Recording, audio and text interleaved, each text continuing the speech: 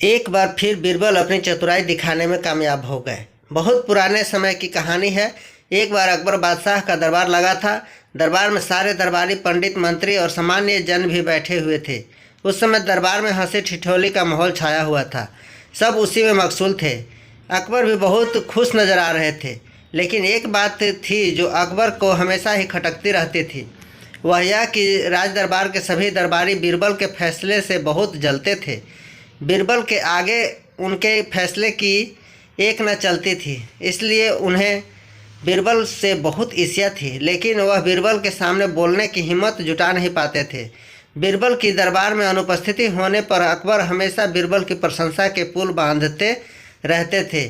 जब बीरबल दरबार में अनुपस्थित रहता था तब दरबारी बीरबल के प्रति द्वेष का भाव रखकर अकबर बादशाह को भड़काने का काम करते थे। लेकिन अकबर को बीरबल की चतुराई पर भरोसा था। दरबार में चल रही हंसी ठिठोली के बीच अकबर ने दरबारियों की परीक्षा लेने का मन ही मन विचार बनाया। उन्होंने सभी दरबारियों को शांत होने का कहा और बोले, ध्यान से सुनो, तुम सभी को मेरे एक सवाल का जवाब देना है।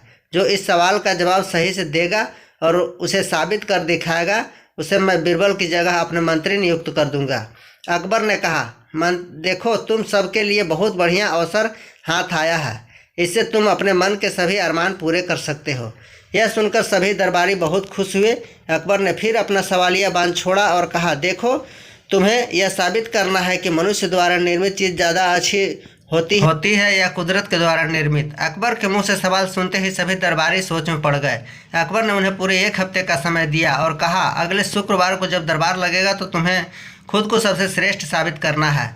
सभी दरबारी अपने अपने घर को हो लिए। सभी इसी सोच में डूबे थे कि इस बात को कैसे साबित किया जाए। लेकिन किसी में इतनी चतुराई भी तो नहीं थी कि जितनी बीरबल में। सारे दरबारी में से किसी को भी इस सवाल का हल नहीं मिल पाया। तय समय के अनुसार फिर शुक्रवार के दिन राज दरबार लगा। सभी लोग अपने अपने आसन पर विराम हो गए। हालांकि बीरबल सबसे पहले पहुंच गए थे। अब राजा ने एक एक कर सभी से सवाल का जवाब मांगा, पर सभी दरबारी, मंत्री, पंडित अपने गर्दन झुकाकर खड़े हो गए।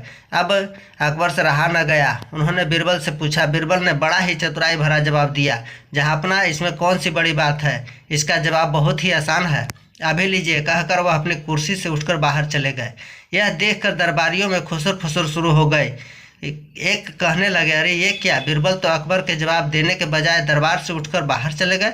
अकबर आराम से अपने सिंहासन पर विराजमान हो गए और बीरबल की प्रतीक्षा करने लगे। तभी एक कारीगर हाथों में पत्थरों से निर्मित एक फूलों का बड़ा सा गुलदस्ता लेकर आया और राजा को गुलदस्ता देकर जाने लगा। राजा ने गुलदस्ता हाथ में लिया और उसकी सुंदरता देखकर गुलदस्ते की बहुत तारीफ की और अपने खजाने के मंत्री को आदेश दिया कि इस कारीगर को 1000 स्वर्ण मुद्राएं इनाम के तौर पर दी जाए। इनाम लेकर कारीगर खुशी खुशी बाहर चला गया। तभी अकबर के बगीचे का माली आया और एक बड़ा सा गुलदस्ता को राजा को भेंट किया। इतना सुंदर गुलदस्ता देखकर राजा उसकी भी तारीफ किए बिना न रह सका। अकबर ने फिर अपने मंत्री को आदेश दिया और कहा, मालिक को 100 चांदी की मुद्राएं इनाम के तौर पर दी जाए। बस फिर क्या था, राजा का इतना आदेश हुआ कि बीरबल चतुराई भरा मुंह बनाकर दरबार में दाखिल हुए। पहले तो अकबर बीरबल पर बहुत नाराज हुए और कहने लगे, शायद सभी दरबारी ठीक ही कहते हैं, मैंने ही तुम्हें ज़रूरत से ज़्यादा तवज्जो दी है, इसलिए तुम यूं ही बीच में राज दरबार छोड़कर चले गए और मेरे सवालों का जवाब भी नहीं दिया। अकबर का इतना कहना ही हुआ कि बीरबल ने अकबर को प्रणाम करते हुए कहा, जहाँपना, आप कुछ भूल रहे हैं। अभी अभी जो 2 कारीगर यहाँ उपस्थित देकर गए हैं, उन्हें आपके पास भेजने के लिए ही मैं बाहर गया था। आपने यह कैसा न्याय किया है? 2 कारीगरों के साथ, एक को 1000 स्वर्ण मुद्राएं और दूसरे को सिर्फ 100 चांदी की मुद्राएं। अकबर ने जवाब दिया, असली फूलों का गुलदस्ता तो 2 दिन में मुरझा जाएगा और यह पत्थर से निर्मित गुलदस्ता कभी भी खराब नहीं होगा। इसलिए अकबर का इतना कहना था कि बीरबल ने अपना चतुराई भरा बांध छोड़ा और बोले, तो फिर आप भी मान गए कि मनुष्य द्वारा निर्मित कुदरत की द्वारा निर्मित वस्तु से अच्छी है। अब जहाँपना की बोलती बंद हो गई। वो बीरबल की चतुराई देखकर मन ही मन मुस्कुराए और फिर बोले, अपने सिंहासन पर बैठ गए। सिंहासन पर बैठकर अकबर ने फिर एक बार बीरबल की खुले दिल से तारीफ की और सब दरबारी अपना अपना मुंह लटकाकर अपने कुर्सी पर बैठ गए। एक बार फिर बीरबल अपनी चतुराई दिखाने में कामयाब हो गए।